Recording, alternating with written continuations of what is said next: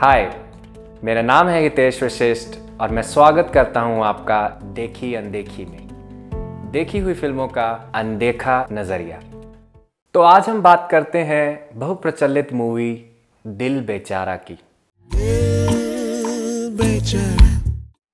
जिसका निर्देशन किया है मुकेश छाबड़ा ने। दिल बेचारा कहानी है मैनी उर्फ सुशांत सिंह राजपूत और किज्जी उर्फ संजना सांगी, जो अपनी प्रेम कहानी से मृत्यु को देखने का एक अलग ही दृष्टिकोण अपने दर्शकों को प्रस्तुत करते हैं। कहानी की शुरुआत होती है किज्जी से, जो एक कैंसर पेशेंट है और अपनी बीमारी के चलते हुए जीवन जीने की कला को भूल चुकी हैं।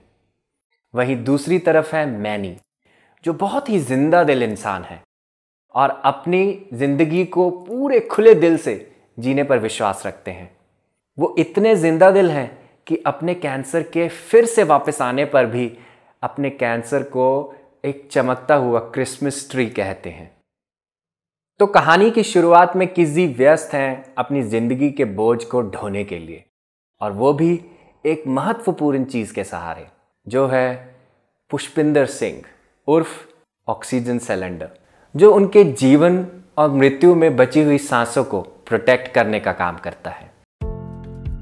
तो देखा जाए केवल किज्जी ही नहीं, हम सब भी पुष्पिंदर सिंह की तरह एक भारी भरकम बोझ अपनी पीठ पर उठाए घूम रहे हैं, और वो है हमारा फिक्स्ड पर्सपेक्टिव, हमारी विचारधारा, जो निर्धारित करती है कि हम अपने जीवन की ऊर्जा को कहाँ लगाते हैं।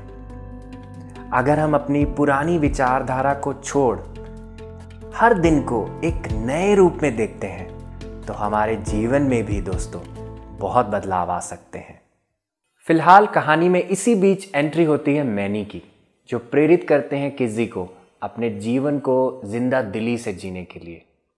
कहानी के पहले भाग में किज्जी मैनी को अपने जीवन में देखकर खुश नहीं होती और उनसे भागने का बेजोड़ प्रयास करती हैं। पर जिस दिन उसे पता चलता है कि मैनी भी कैंसर से जूझ चुके हैं, तो वो हैरान हो जाती हैं कि कैसे कोई कैंसर के बाद भी इतना जिंदा दिल और खुश रह सकता है। हमारे जीवन का उजाला पक्ष और खुशियां ही केवल हमें दूसरों से प्यार बांटना नहीं सिखाती हैं, पीड़ा भी उतनी ही शक्तिशाली है। कौन है किज्जी और मैनी के जीवन में जो उन दोनों को एक दूसरे के करीब लाता है? वो है कैंसर। यह सुंदर सत्य पिक्चर में बहुत ही सुंदर तरीके से फिल्माया गया है।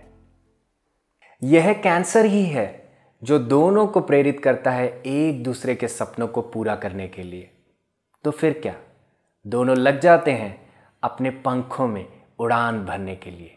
जहां किज्जी अपने सिंगिंग आइकन अभिमन्यु वीर से मिलना चाहती हैं और उसके अधूरे छोड़े हुए गाने के पीछे का रीजन जानना चाहती हैं, वहीं मैनी, जो रजनीकांत के फैन हैं और उनकी ही तरह फिल्मों में अपना जादू बिखेरना चाहते हैं।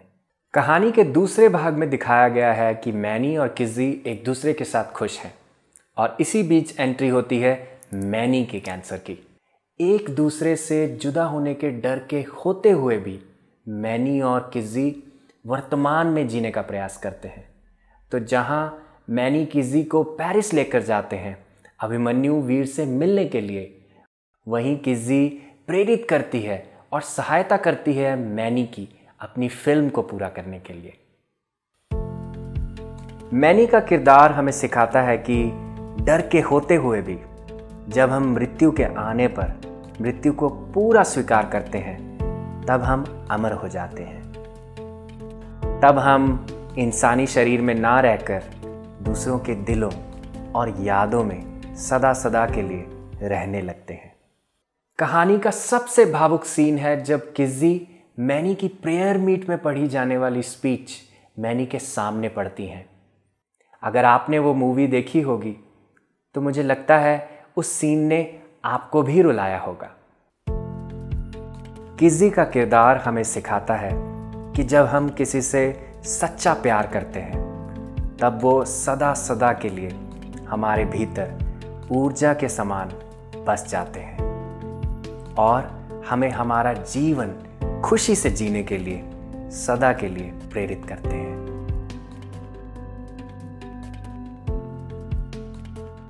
सांसों को बचाने पर नहीं, सांसों को जीने पर ध्यान देना है। तो आप सबसे विदा लेने से पहले मैं आप सबको छोड़ूंगा एक विचार के साथ। मृत्यु एक क्रिया है। मृत्यु आत्मा का सत्य नहीं है। हम अपने प्रियजनों से ना कभी अलग थे, ना अलग हैं और ना अलग रहेंगे। सोचिएगा जरूर। तो दोस्तों, बने रहिए हमारे साथ और भी फिल्मों को देखी अनदेखी की दूरबीन से जानने के लिए। हमें कमेंट सेक्शन में लिखकर बताएं कि कौन सी फिल्म को आप देखी अनदेखी की दूरबीन से जानना चाहेंगे। बने रहिए हमारे साथ।